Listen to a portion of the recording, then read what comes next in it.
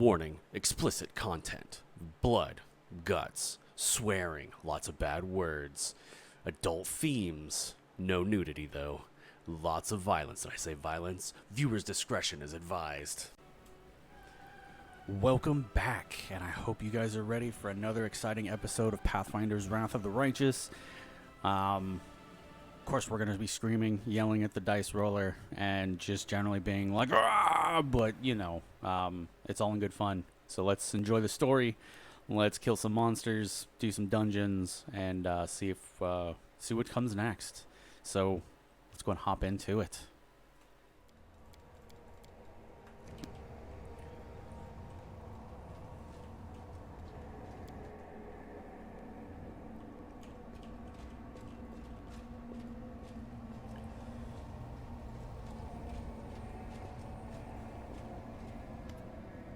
You know, I never thanked you for accompanying me to the brothel.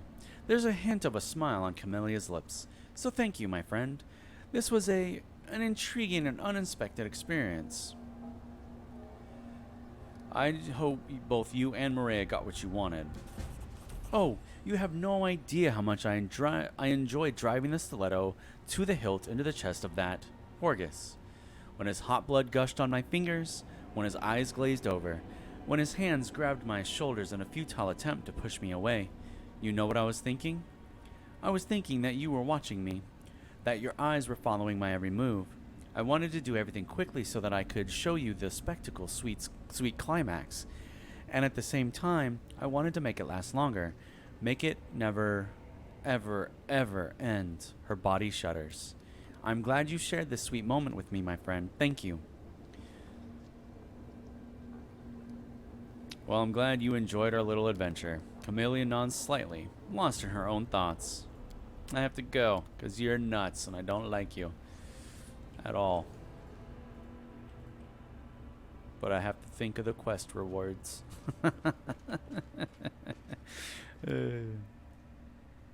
Okay, I know I have a quest for Greybor. The Wicked. That's for Benevolus Arena. Dark Moon Rising. Oh yeah, I can finish up his stuff. Is that currency?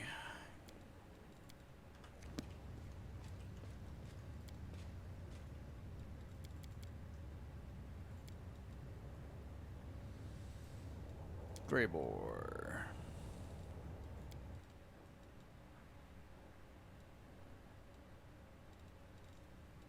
Oh, yeah, because I can't teleport to the upper yet.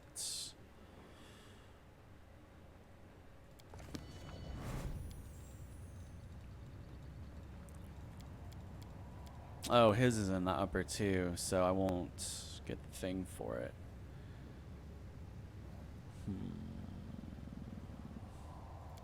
Okay. 10,000 delights, because I can go out the back door to get to the upper terrace.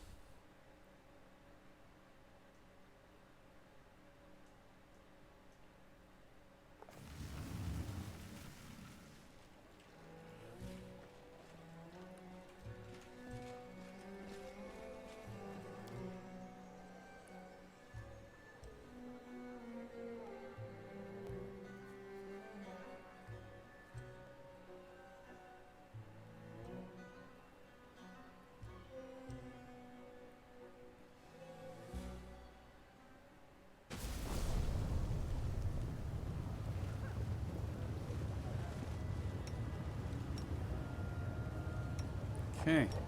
Mount on your mounts. Me.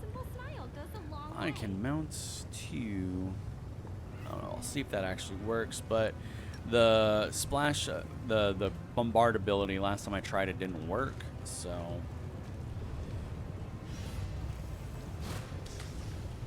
we shall see. So exciting!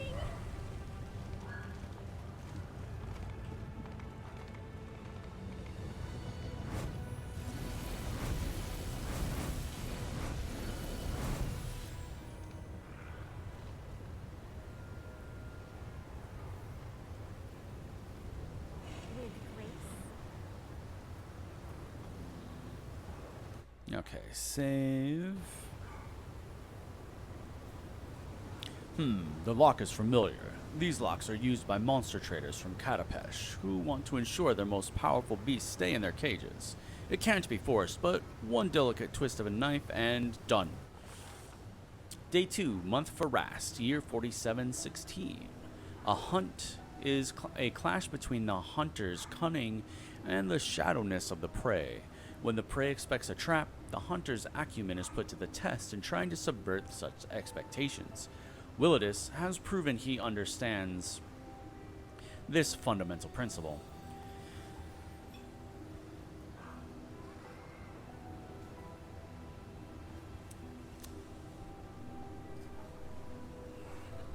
The commander bursts through the front door and freezes. For all the tales about the mansion supposedly becoming a citadel, no one is there to assault the unwanted guests. There are no flying arrows, no chilling battle cries, and the expensive furniture hasn't been turned into makeshift barricades. The commander and her companions carefully examine the luxurious antechamber. There are 2 doors leading deeper into the mansion. One bears a symbol of a mirror, and the other bears a symbol of a knife. There's a bloody pigeon feather in front of the doors, and a note that contains 2 words, "Welcome, Assassin." I succeeded on the lore religion check. The commander recalls that the bloody feather is a symbol of Shax, the blood marquis. This demon lord is infamous for luring his victims into a labyrinth full of deadly traps. The door slams shut behind her. The commander enters the room with the mirror symbol. Stepping through the doorway, the commander suddenly feels nauseous, and an icy chill runs across her skin. Her intuition screams that she has just passed through an interplanar portal, and she instantly loses all sense of direction and balance. It seems that the rooms of this mansion occupy different layers of reality, and these portals unite them into an elaborate labyrinth, where a single wrong turn is enough to lose one's way entirely. Greed and arrogance are traits that inherent to almost all demons, and the lord of the mansion seems eager to prove himself without equal in the indulgence of both these vices. The door leads into a magnificent sitting room. It hasn't been furnished in a manner indicative of tasteful refinement. The lamp reflections sparkle on gilded furniture. The floor is covered in elaborate mosaics. The shelves are full of expensive trinkets. As if all this luxury wasn't enough, the whole room is reflecting back again in the giant mirror that covers the entire ceiling. As soon as the commander enters, the mirror's surface ripples, starting to bubble, bulge, and ooze like molasses. It sends its sticky tendrils toward the outsiders, and a single touch from those appendages pierces the flesh with a sepulchre chill. Let's see.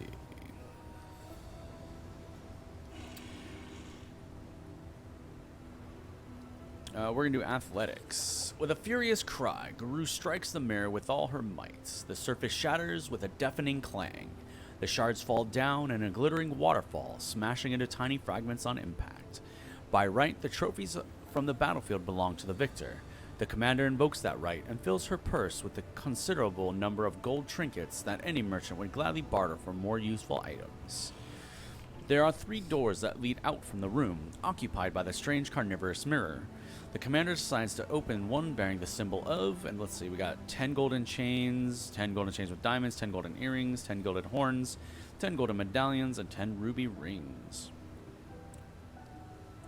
We'll go with a crooked knife. They say that pets reflect the character and disposition of their owners. If this is true, then the lord of the mansion has a truly cruel and perverse disposition. The commander enters a spacious cellar filled with scattered bones and cages. All of them are wide open, and the creatures they once contained are freely roaming the room. They've all come from different planes. Some are monsters, some are mere animals, some are intelligent species, yet all of them shamble around aimlessly. They pant loudly, and drool drips from their slack jaws and open mouths. Their horribly mutilated and scarred heads provide evidence as to the reason for this behavior. A merciless surgeon has opened their skulls and taken out most of their brains, leaving only the bits that govern the most base instincts, such as hunger, and these creatures are very hungry indeed.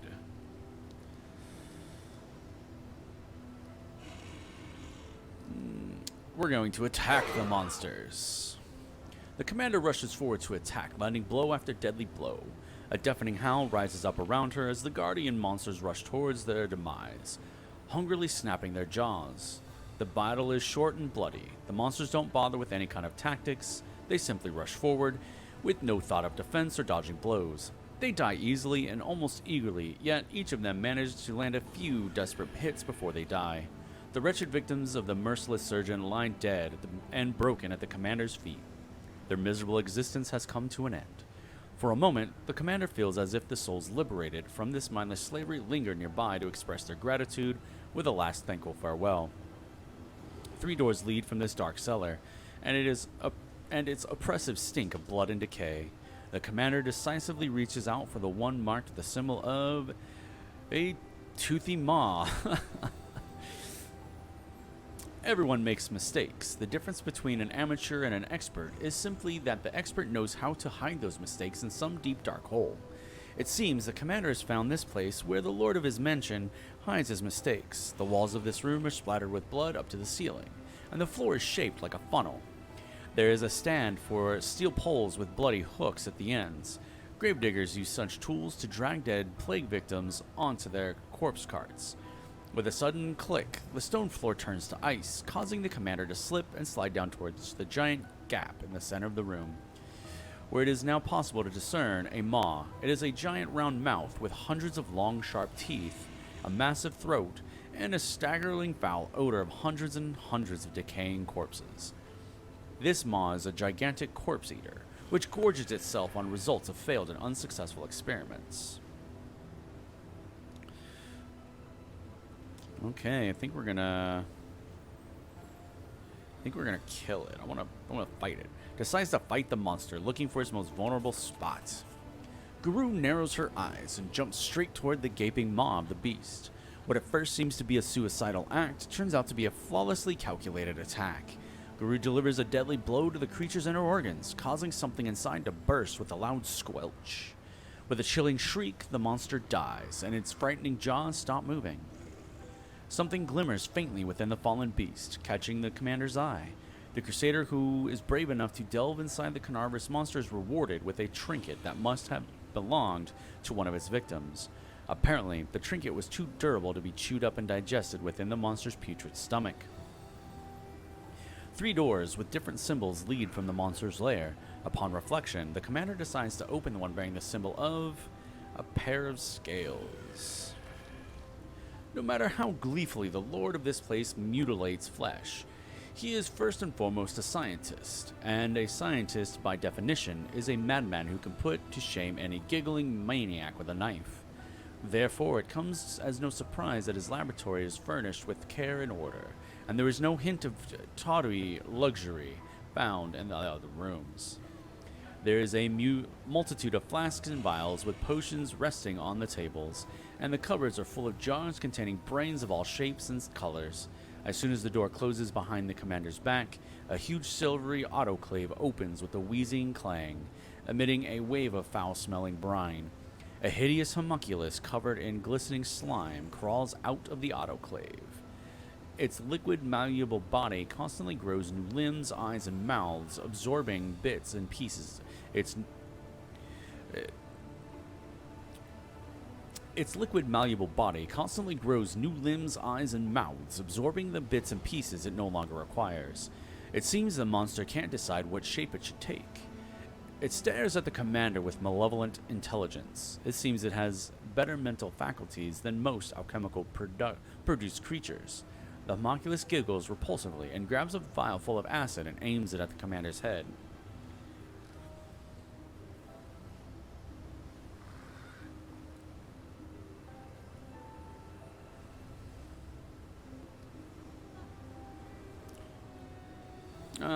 We will intimidate it. Decides to scare off the malevolent monster. Garou takes a deep breath and produces a frightening roar. The homunculus wails in 3 different voices and flees rapidly. Its multitude of thin legs meld to produce 2 stout muscular ones, before turning into a flexible tail of a snake. The homunculus finds a narrow hole and crawls inside. It continues to whimper as it peers out with its saucer-like eyes. Stepping over the wreckage of expensive lab equipment and shattered glass, the commander pauses at the 3 doors. We'll do full moon. The commander enters a magnificent bedroom and ends up knee-deep in a seemingly bottomless pile of soft blankets, fuzzy rugs, plump feather beds, and other covers of all sorts and shapes. They allure and promise the sweetest dreams, if only Garou would lie down and close her eyes. It's a dangerous temptation. Any who allow these fluffy killers to put them to sleep won't wake up ever again. They will crawl over their victim, piling up around them, and then suffocate and smother them to death. Carving through a feather bed with her blade, Commander sees glistening flesh and thick ichor ooze from the rend in the fabric, yet no book has ever mentioned such a strange, bizarre creatures. The commander can only guess that this is the result of a strange experiment on some predatory swarm organism that disguises itself as something harmless and then preys on those it lures close. Lord Nature, to find and destroy the leader of this strange swarm. The rugs bleed when carved with a blade. They are a swarm or a pack, and therefore may have a leader. Garou surges forward, allowing the hungry mass to smother and bury her under its weight, while she doggedly presses ahead. At last she finds a large purple cluster of flesh that resembles a giant brain. When touched, it wobbles and quivers like jelly. Garou splits it open with a single decisive blow, and the wounded creature emits a barely audible high-pitched squeal. The rug swarm bulges and convulses in pain, dying in terrible agony. It would seem these creatures had an invisible link, and destroying the brain doomed the whole brood. The commander decides to search the place. Who knows what secret compartments have been hidden beneath this repulsive mass of fabric and flesh? The search reveals a disguised niche, and inside is a stack of papers. These are journals of a mad surgeon who researched the brains of living creatures. The experiments described on these pages are as repulsive as they are enlightening for anyone who isn't too squeamish to finish the reading. 3 doors with different symbols lead from the master bedroom. The commander decides she would rather take her chances with the one behind the boiling cauldron. The commander walks into an enormous kitchen. There are massive cauldrons with shiny, polished sides, and a tiny green flame flickers within a magical oven. The aroma of delicious spices beckons from the countless cupboards and shelves that line the walls.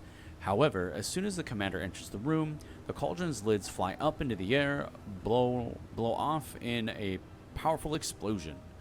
A nasty grayish-pink slime oozes out of the open cauldrons, swelling up like dough. The slime flows down onto the floor, gathering up in masses, clotted clusters, which then begin to crawl toward the commander.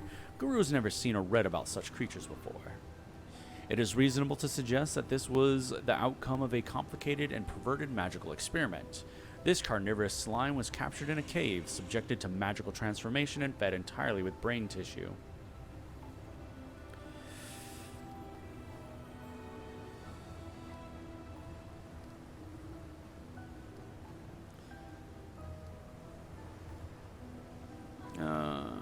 We're going to search the kitchen for poisonous concoction to use against the carnivorous slime. Avoiding the slime's attacks, Garou rummages in the drawers until she finds what she's looking for, a few copper flasks filled with caustic salt. She jumps on the table and generously spills the salt around herself. The moment a single grain of salt lands on the slimy monster, the creature begins to bubble, darken, and shrivel. In a matter of moments, all that remains of the creature is a glistening oil film on the floor. After meticulously examining the food on the undisturbed shelves, the commander decides to rest. She takes the opportunity to recuperate and bandage her wounds. It is thinking ahead rather than rushing forward recklessly that separates able tacticians from those who rashly press on and perish. 2 doors lead from this kitchen, where it is apparently easier to be eaten than eat. The commander chose the one that is marked the symbol of a blazing fire. The commander finds herself in a long stone passage. No traps are triggered by her careful steps, yet, at the end of the passage, her vision goes blurry. The illusion of safety falls apart like a house of cards, revealing an endless fiery field, ashen mountains, rivers of lava, and magmatic volcanoes. Hot wind scorches her face. it is not difficult to conclude that this deadly place is the elemental plane of fire.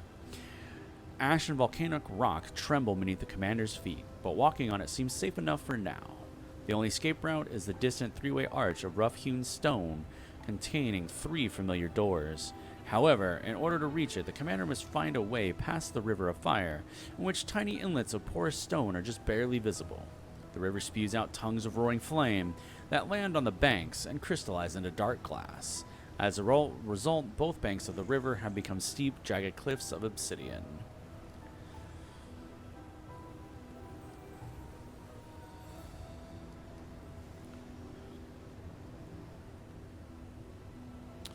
Alright, we're going to get to the other side by jumping from inlet to inlet. Garou spots several timely inlets in the river of lava and deftly jumps from one to another, avoiding the scorching caress of the boiling magma.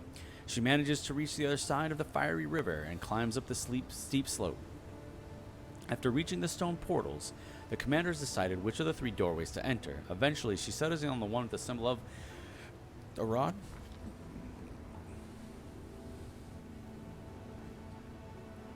The door doesn't budge. The commander forces it open with her weight and enters the same hall where this dangerous expedition first began. The cozy, comfortable setting in no way hints at the nightmares that awaited the commander inside the mansion. The door outside is wide open, and through the door, dark figures can be seen clutching weapons. All of this was nothing but a warm-up. The final decisive battle is still to come. The commander prepares for a fight as she steps outside the accursed mansion.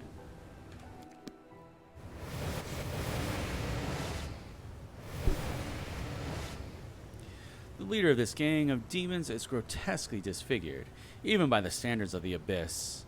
A disproportionately large and bloated head rests on a tiny disformed body, covering in bumps and furrows, like a shriveled walnut. What seems at first to be a mane of hair standing up on end is revealed upon closer inspection to be bone needles sticking out from his pale, blistered skin. Where the mouth should be is instead a bony plate formed from yellowing teeth that have grown together. It protrudes out from his torn, lacerated lips. His voice appears to come from a slobbering, undulated hole in his neck, just beneath his chin. More bloody larvae showing up in my palace. I'm getting very tired of these visits. What a freak. Even I feel somewhat conflicted. Would killing this creature be an act of cruelty or mercy? I do not wish to show mercy to the scum that set me up. Who are you? A snort of derision escapes the creature's throat, and he makes a dismissive gesture with his hands, his dirty nails curling into long, thin spirals. You don't even know who you've decided to challenge. Let these words herald your imminent death, outsider. I am Willadus, the wizard confidant and advisor of the Lady in Shadow. I'm also known as the Vivisector. Greybor smirks, not bothering to hide his contempt. So many words. I simply call you a corpse. Less impressive sounding, perhaps, but easier to remember. Don't worry.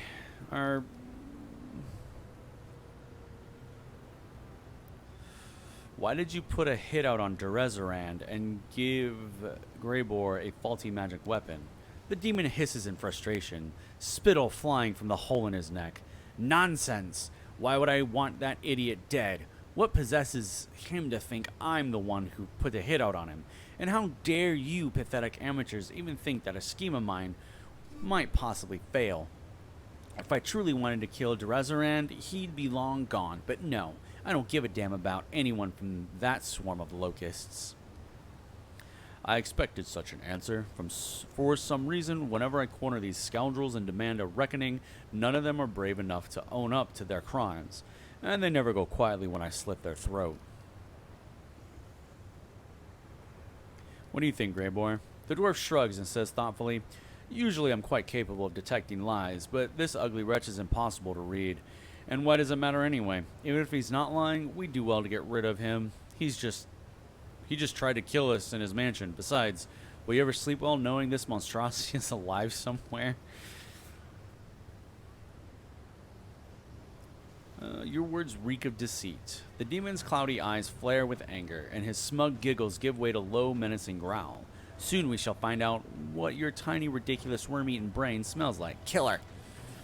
The dwarf grins ominously, and as he looks at the demon, there's no mercy in his eyes. I won't lie, I've been waiting for this moment. Tomorrow morning, my reputation will be spotless once again. Sweet dreams. Okay. Shaman first, huh? Incubus Butcher. Do protective luck.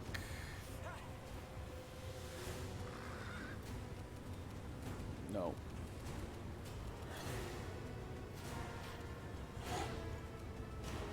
Actually, let's put something in your way.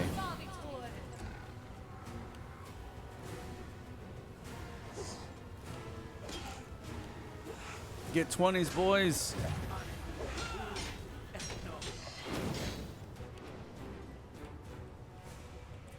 All right. You're next.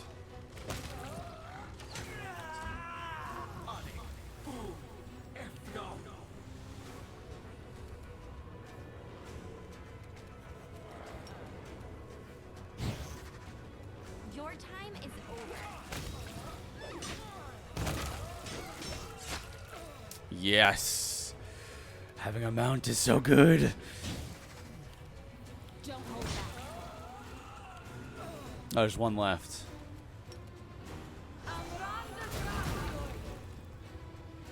Do I really want to kill him? No. It's fine.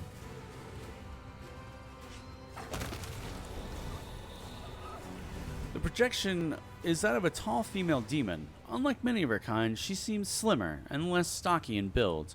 Upon closer examination, you realize that her thinness is caused by extreme emaciation, which makes her look like a withered tree. The skin on her neck and wrists bears the marks of shackles, and her body is covered with flaming seals of Baphomet. Lowering her eyes, the demon addresses you quietly. Allow me to congratulate you. The short work you've made of Willardus proves you are a true professional. I am Hazrala. On behalf of the Assassin's Guild, I congratulate Greybor on completing his contract. You have fulfilled the order we received for Willardus' murder. Therefore, you have the right to collect the bounty, even though you are not a guild member yourself. I'm sure you also have many questions about what happened.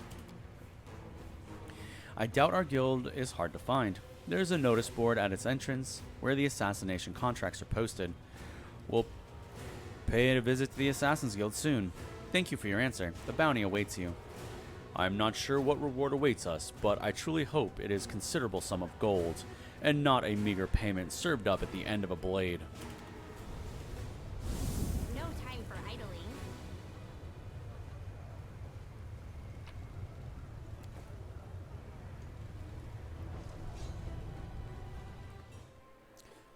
And just like that, the episode for today is over. The narrator's a little tired. You gotta give him some props for, going at it. But thank you for hanging out and watching Pathfinders Wrath of the Righteous. Hopefully you guys had fun. So if you did, do the thing. Like, comment, subscribe, share it. The link for the previous episodes and next episodes should be in the descriptions, unless they are not out yet. If you want them early, you could always beg for them in the comments, maybe. Tell me your favorite part of each episode. Let me know you guys are enjoying it.